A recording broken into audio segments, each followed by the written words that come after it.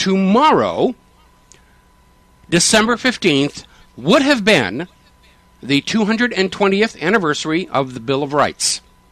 And I say would have been because had Obama just waited one more day, we could have had a birthday party. But the news has just come down that the Obama White House, you heard it on the news break, is now saying they will not veto the National Defense Authorization Act. And they're trying to make it look like the controversy and problem has gone away by saying, well, the president can authorize transfer of detainees from military to civilian custody, and the military may not interfere with civilian investigations into terrorism. Neither of which were the issue. The issue is the arrest and indefinite detention without trial of American citizens on U.S. soil, and that is still in there. So we're basically looking at our new version of the Enabling Act, and I guess Obama didn't want to wait for this thing to get passed so he can get on his airplane and get out here for his vacation. You know, basically this is his way of sending a signal over to the Congress saying, pass it, no need to talk about it anymore. I'm going to sign it, just pass it, get it over here, and just trust me, I will not abuse these emergency powers you have given me, to which Congress replies,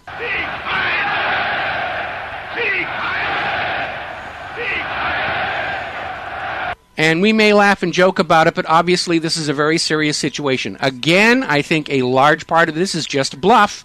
They're trying to scare you into staying silent by waving prisons and detentions at you. But on the other side, you know, this is exactly the system they have in Israel now. The military can grab anybody off the streets and take them away, and you never see them again. There are no trials. It's like the world that they created in the movie V for Vendetta. They drop a black bag over your head and you're just gone. That just has become the reality here in the United States of America. We are all Palestinians now. All of these Israeli dual nationals have been trying as hard as they can to turn the United States of America into another Israel. And this is another big step along that path, where the military can come in and just grab you off the streets of America and take you away. If you refuse to believe as you're told to believe, as you refuse to give your money to the Federal Reserve, if you refuse to believe the reasons for war, boom, you're gone. That's what they're threatening. So the question is, are you going to go along with this idea of being afraid? Are you going to get scared and just cower down and say, please, Mr. Nazi, don't touch me anymore? Or is this the time to really get angry? Because the United States that you and I know just died. Now, I'm one of those old-fashioned people who believes that the Constitution and the Bill of Rights is the ultimate law of the land, and that when government does not obey that contract with America, it ceases to be the legal government of this land. So the moment that bill is voted through, which is supposed to be happening right now, and the moment Obama signs it, the government has delegitimized itself. We are a nation without a lawful government. We are a nation under occupation, just like Palestine. And we are not legally or morally obligated to obey this government's dictates or pay its bills any longer, or to listen to anything they have to say. Remember what it says in the Declaration of Independence. Governments derive their just powers from the consent of the governed. I don't know anybody in this country who consents to live under a government that can, for no reason at all, arrest you and send you away to disappear you. That's what they used to call it with the South American dictatorships. People were being disappeared. Or under Stalin, they called it liquidating them, because the state would then confiscate and sell off their assets after the person had vanished. Oh, he doesn't need that house and business and factory anymore. Well, the state will take it and sell it off because we need the money. That's where the phrase liquidation as a synonym for killing somebody came from. So I'm a little upset. And, you know, it's enraging because I got up this morning in kind of like a really good mood. You know, I'm hanging out here with my lovely wife. And then Obama has to go and just wreck all the good feelings here. You know, talk about the Grinch here.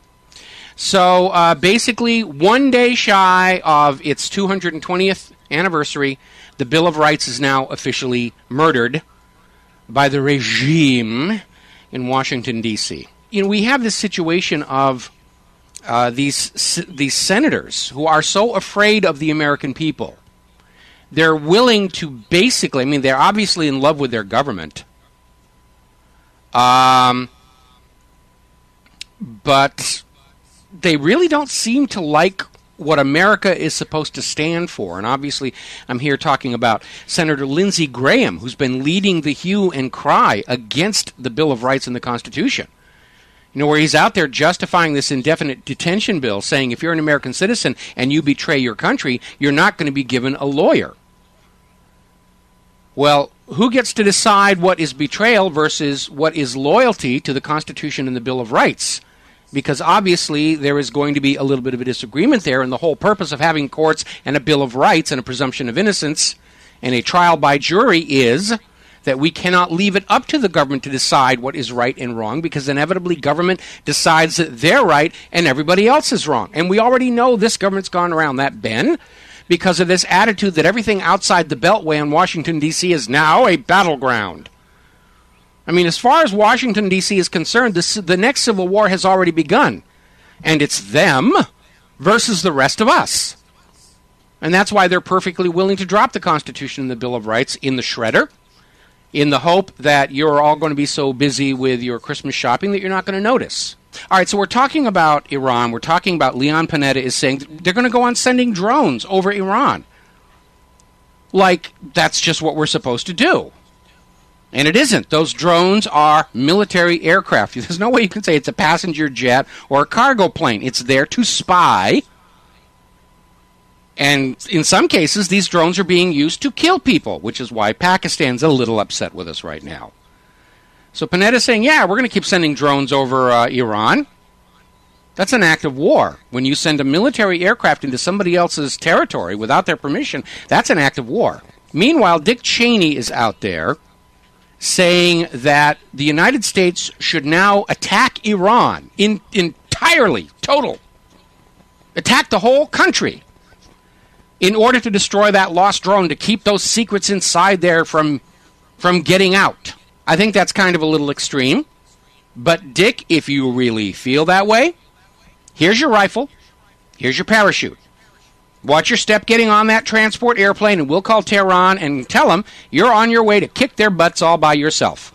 Now, just to get you an idea about how the government will say one thing and do something else, a German general has basically said that even though we are technically withdrawing from Afghanistan, there are going to be 15,000 NATO troops still in there, most of them Americans.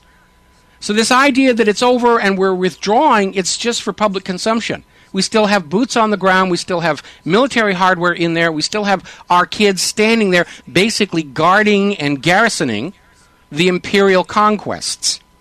And we all know that even though Iraq is technically over, the U.S. forces around Baghdad and around that huge, they call it an embassy, but it's actually a small miniature remote capital city, those soldiers are still there.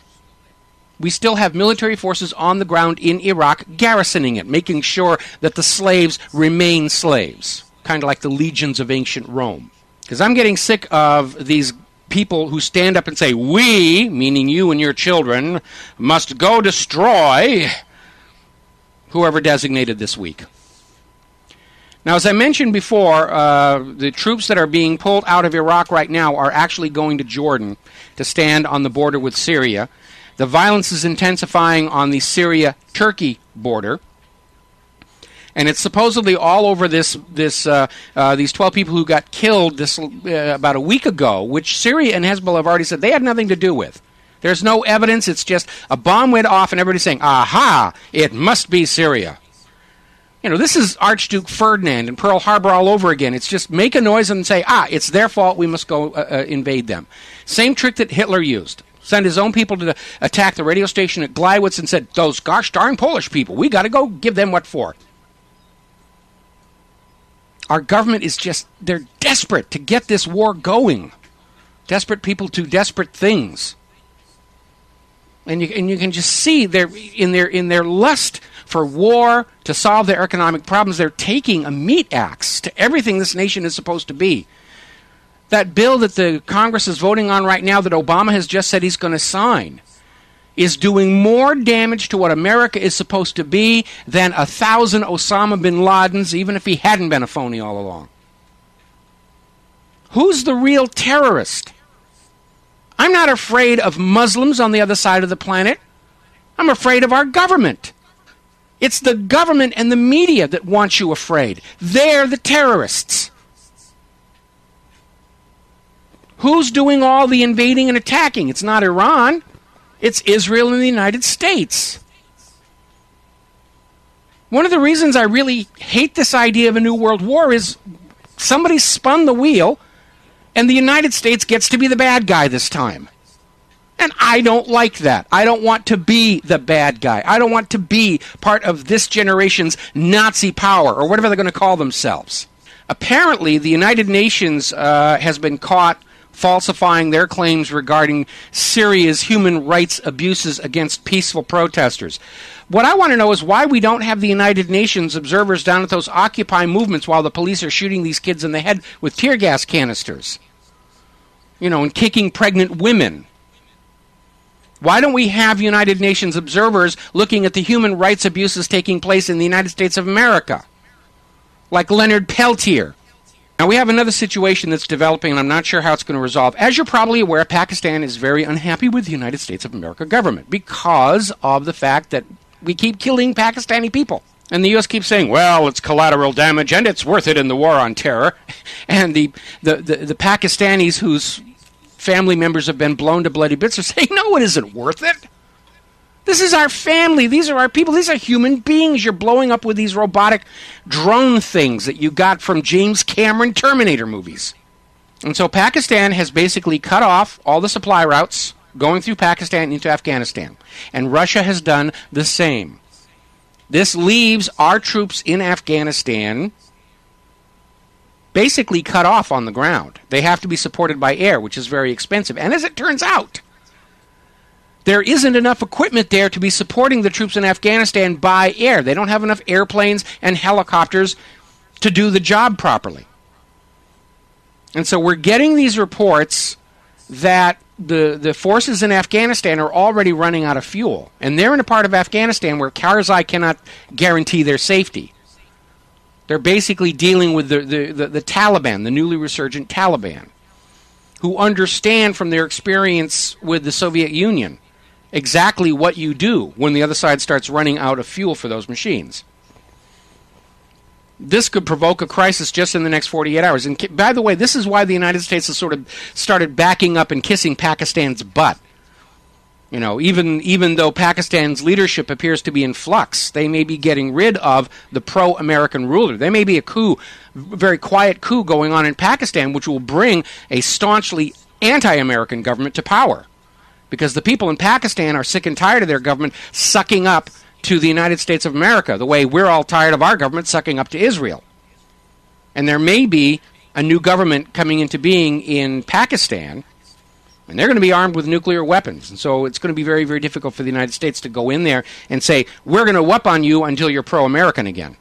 The floggings will continue until you love us again. So that's another crisis nobody wants to talk about in the corporate media. Our kids in Afghanistan could be cut off. It's a major, major problem here. Meanwhile, over in Libya, yes, we smashed them good. We taught them the penalty for having a state bank and a value-based currency. Well, maybe not. Gaddafi himself may be gone, and so are, I guess, most of his kids.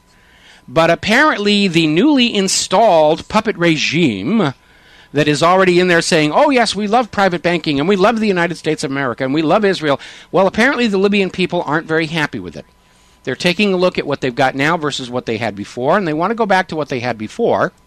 And it looks like Libya could basically deteriorate into rioting and outright civil war. Way to go, U.S. government. Look at all the pain and suffering and misery you have caused once again in your quest to make the world safe for compound interest. You know, when you go into another country and you put in a bunch of your own people and you declare it to be the legitimate government, nobody's going to buy that in this age of democracy. The new government of Libya is not legitimate. Nobody voted for them. They were installed at the point of a gun, or the point of a bayonet, and that really doesn't work too well.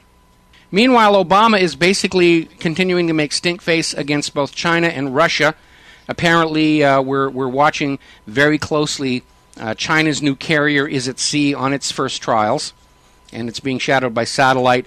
Russia's carrier is being followed by one of the British destroyers to make sure they behave themselves. And, again, law of the sea. Your ships are free to go anywhere in the world they want to as long as they're in international waters. And nobody has the right to interdict anybody in international waters unless you're already at war. And so all of these belligerent actions are basically edging us closer to a situation. When you have all these ships and weapons of differing sides close to each other, sort of like trying to nudge each other to prove how manly they all are, all it takes is one mistake for the shooting to start. And we have governments that are just waiting for the first shooting incident to say, yes, we're finally at war, it's going to be so much fun. Because it's not their kids who have to go bleed at it.